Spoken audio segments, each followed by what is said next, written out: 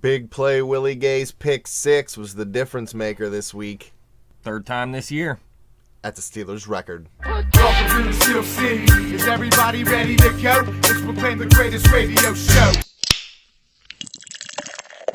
Welcome, fans, to our Week 15 Steelers recap. I am your host, Jim Sella. I'm in studio with Jay Dash, best producer in the business, and Big Easy chumped out on us like a little girl again, and he's just sitting at home doing absolutely nothing. So, fans, if you're upset that Easy's not on the segment, hit us up on Twitter at bet_the_spread, or send us some comments on Facebook, like us on Facebook. Let Easy know the fans are missing him. Complain. Well, the Steelers won this game 27-20. It was a lot tougher game than a lot of people thought. I heard some people predicting 41-24 or something for the score earlier today.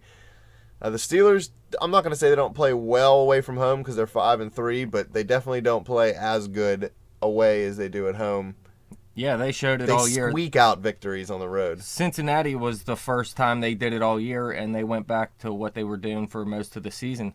What was your prediction on this game? 28-20 or 28-24? I think 28-24 maybe. Oh, okay. Something close. Well, I had 31-24. I guess I was somewhat close. Yeah. Well, the thing that bothered me early in this game is the Steelers drove down, not necessarily into the red zone, but they got two 38-yard field goals in the first quarter, so they weren't getting 7 again early in the game. You know, you had alluded on the preview, I believe it was, that the Steelers' only touchdown in I don't even know five games was from Willie Gay's pick six in the first quarter.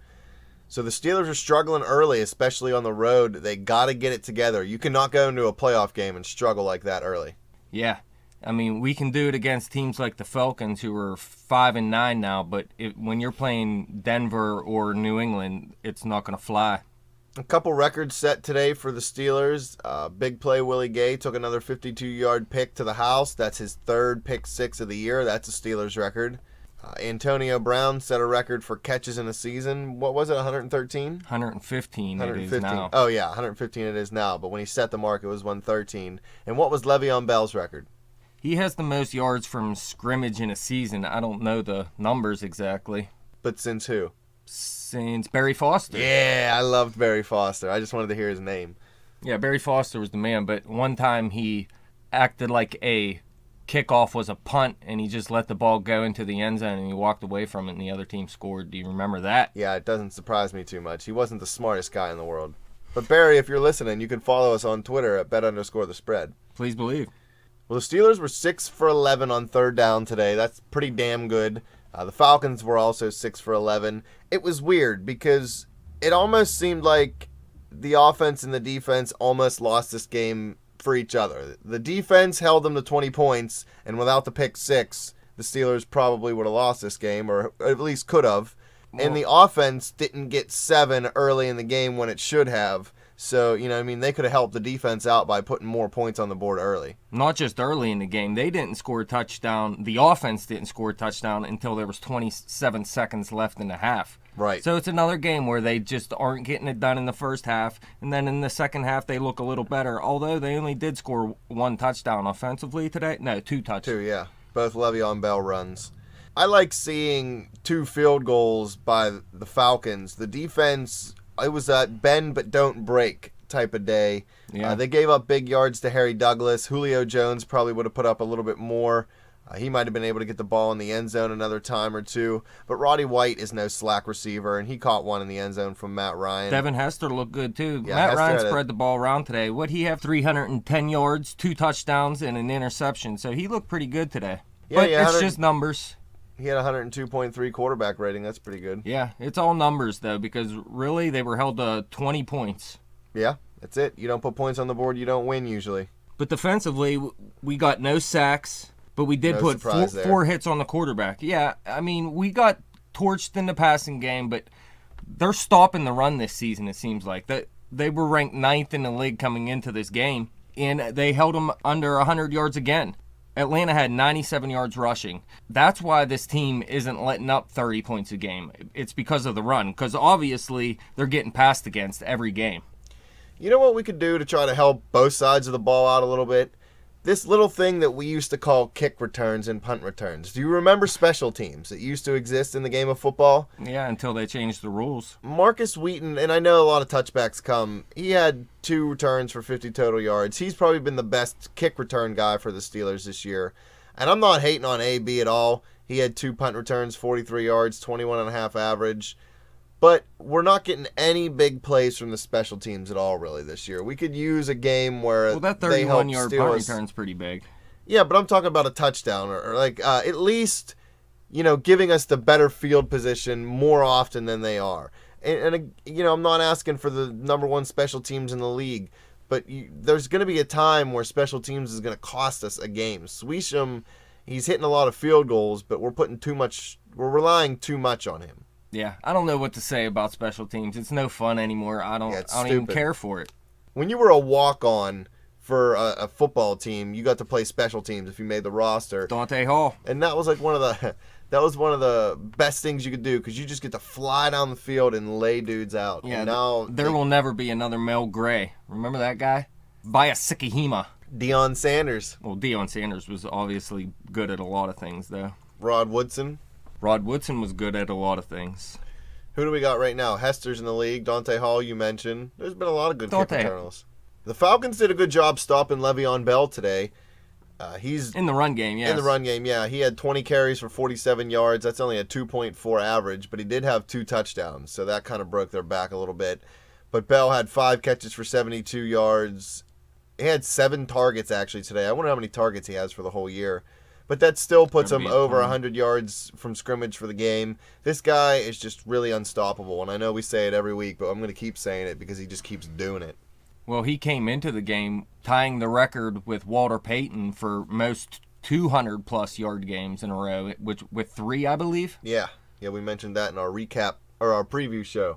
So I was hoping he was going to get it done today, but hey, whatever. Antonio Brown, 10 catches, 123 yards, another big game for him. That is 30 straight games now with the 5 catches and 50 yards. And 1 straight game with 10 catches and 123 yards. Maybe 2 straight. Who knows? Can he put up 123 yards in consecutive weeks?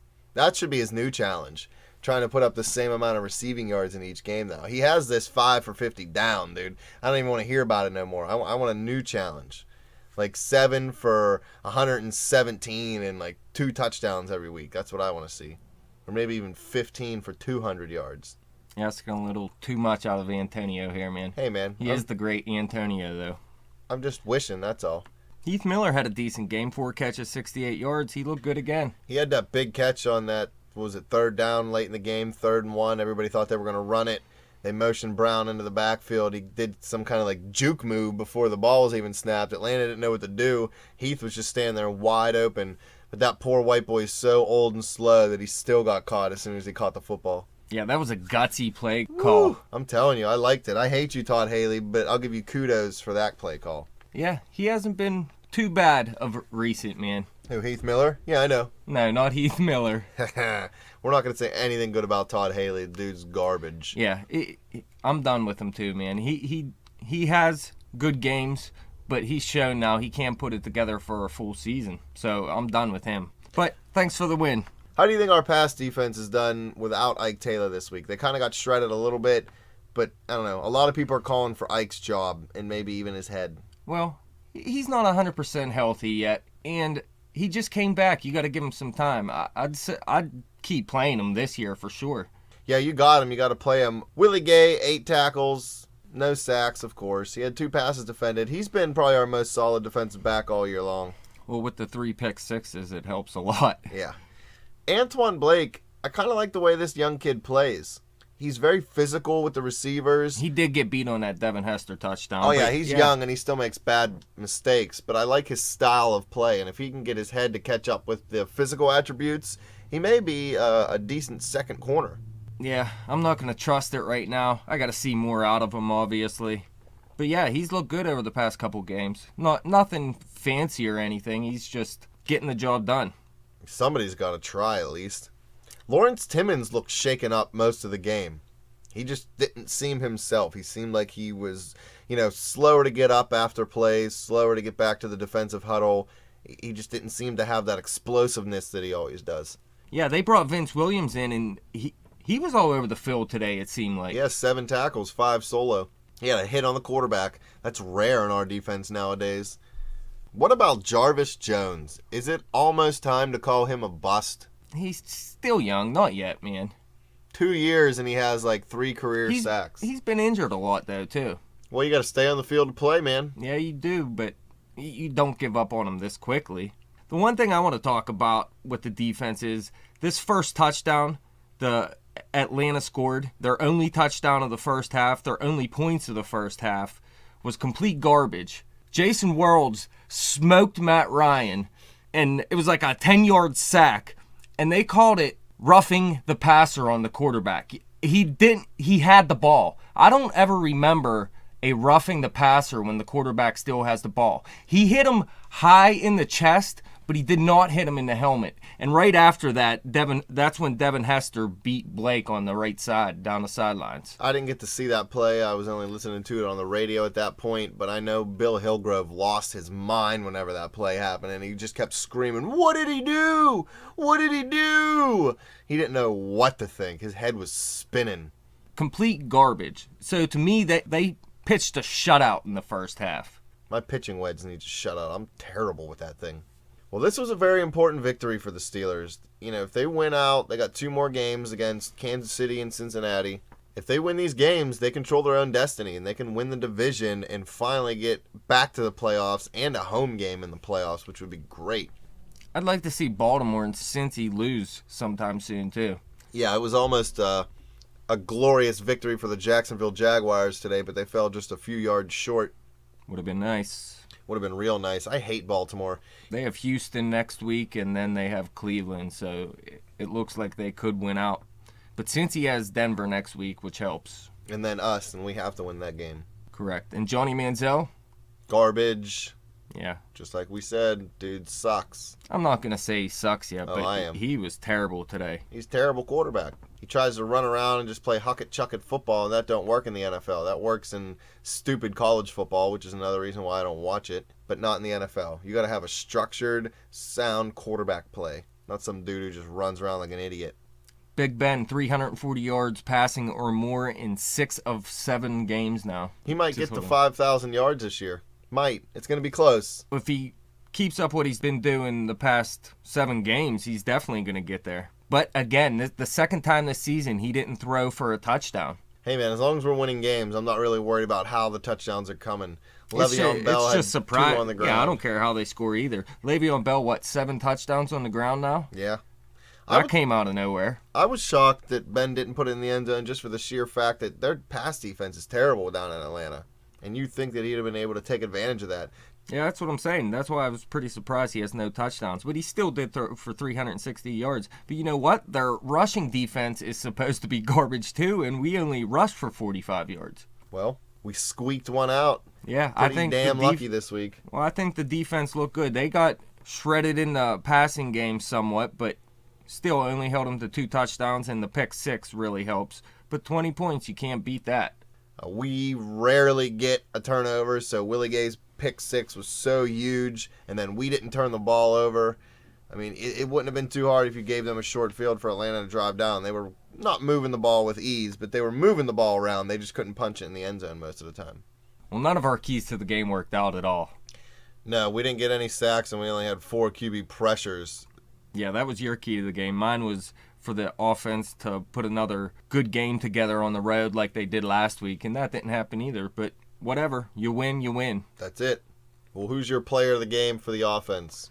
Player of the game for the offense. This one's a little tougher this week because Ben, no touchdowns. Le'Veon Bell, not too great on the ground besides the 2 touchdowns. But I'm going to say Le'Veon Bell again, man.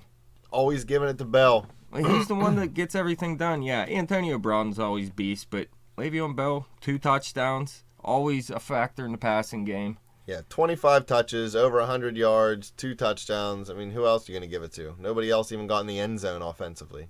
But what about defense? You got to give it the big play, Willie Gay, man. 2 times in 1 year, Willie Gay has got Defensive Player of the Game. That's got to be a first for him. Dude's usually garbage. He's awesome this year, man. 3 pick 6s. He still gets burnt, though. Oh, yeah, he gets burnt all the time. He just actually gets lucky 3 times out of the year, and we give him the player of the game because nobody got a sack. That pick six was not luck at all today, man. Did you see it? No. Oh, you didn't get to see it? He made a nice play on the ball, and then he took it. He didn't just run straight to the house. He made some moves. He had to make some moves in between some people. He's been out dancing late at night, getting them moves on. With those purple shoes he wears. Yeah. I don't think he had them on today, though. So who do we have next week? Kansas City's coming to Pittsburgh. We got 2 home games to end the season. That's big. We're 4-2 at home, but we did lose to New Orleans recently. But they're a big team. Yeah, KC's not New Orleans, even though they have a better record. But I think KC's defense is better than New Orleans, but I think our offense is good enough to get it done at home. And KC's offense is garbage, so they're not as good as Cincinnati, and they're not as good as Atlanta. So I think our defense should be fine against them. Yeah, Alex Smith is garbage. People always call him a game manager. I don't want a game manager. I want a game performer. I want a quarterback who can take the game by the throat and just win it for you, and that's definitely not him. That's why San Fran got rid of him for the great Colin Kaepernick. Who's also garbage. Most quarterbacks are garbage, man. It's really hard to find a franchise quarterback. We've been lucky to have Ben Roethlisberger here. Even though he may not be in your elite category, he may only be in the above average, that's still better than most. Oh, yeah. I'm very glad to have Big Ben on our team. Well, if you fans want to hear what we really think about the Kansas City game, you can tune into our Steelers preview. We'll be posting that later in the week. You can follow us on Twitter at bet_the_spread. You can like us on Facebook. Subscribe to that YouTube channel. We've been getting some more comments lately. We love them comments. Anytime you want to throw us one, we'll throw you one right back. Go Steelers. We can make the playoffs if you believe.